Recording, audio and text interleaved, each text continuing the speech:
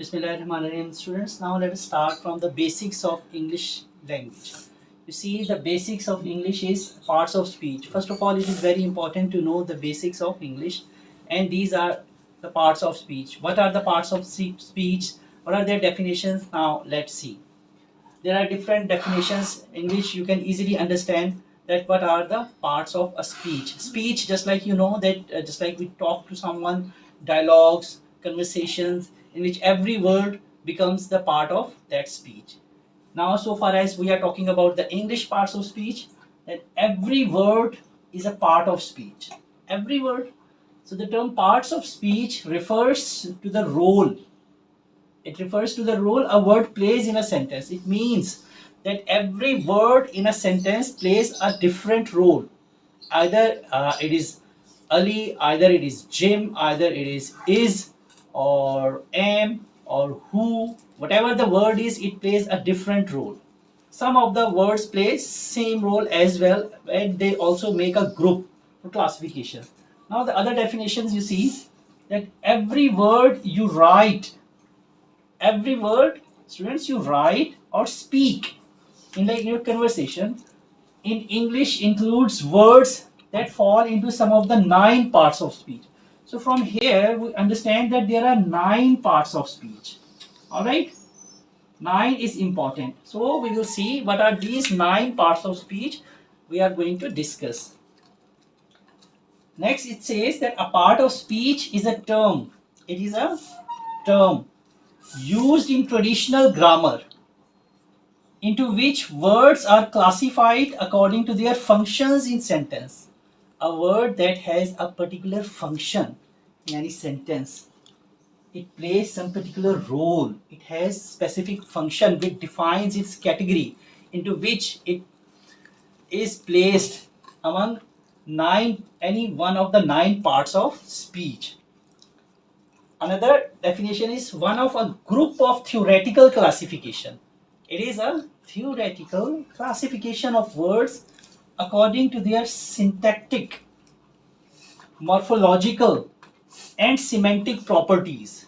So a bit difficult definition. So far, all the students can easily understand what are syntactic, morphological, and semantic. These are particular properties on the basis of which the words are identified or classified. So now let's see what are the different 9 parts of speech in a conversation of. So now see what are these parts of speech, the 9 parts of speech which we are talking about. These parts of speech are nouns, pronouns, verbs, adverbs, adjectives, conjunctions, prepositions, articles, and interjections. So you see, these are the 9 parts of speech important for anyone to learn about the basics of English language. Noun, pronoun, verb, adverb, adjective, conjunctions, prepositions, articles, and interjection. Now we will see one by one what are these parts of speech. Some of you might have understanding about these English language very well, but let's see how much information do you have about these parts of speech in detail. We are going to see these parts of speech in detail now. First of all, we are going to discuss about the nouns, their types, and their examples as well. All right. Okay, now students, now see what are the nouns. As we have discussed the 9 parts of speech, what the noun is. Let's see how much you know about it and if there is any more information you get from this video. A noun is a word that names persons, place, concept, or object. So there are different things. It may be the name of a person, maybe the name of a place, a concept, or an object. You already know about the object. What is the object? What is the concept? What is the place or the person? These all things are the nouns. basically anything that names a thing. We just like it. This is the board, this is the marker, these are the glasses, this is shirt, the name, my name. These are all the things. So basically anything that names a thing is a noun. So these are the names. So these are the nouns. Now see, nouns are typically used as subject. These are important things for your learning. These are working as a subject. These are working as an object. These are working as the object of a preposition. Object of a preposition and modifiers of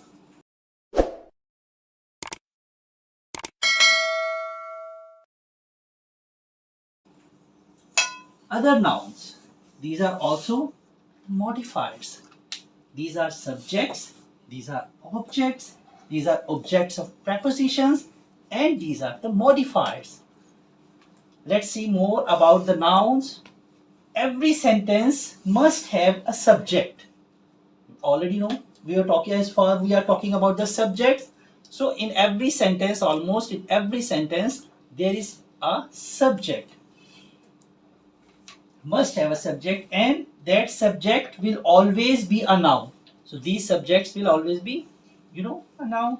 The subject of a sentence is the person, place, or thing, as we have already discussed, that is doing, because is it doing some action. That subject, that person, that thing, that place is particularly doing some action. Alright, or being the verb, it has some particular task, some verb in a sentence. For example, Maria wrote an essay. So Maria is the subject. I played soccer. I is the subject. Alexander won different countries. So Alexander is the subject. Ahmed wrote a book.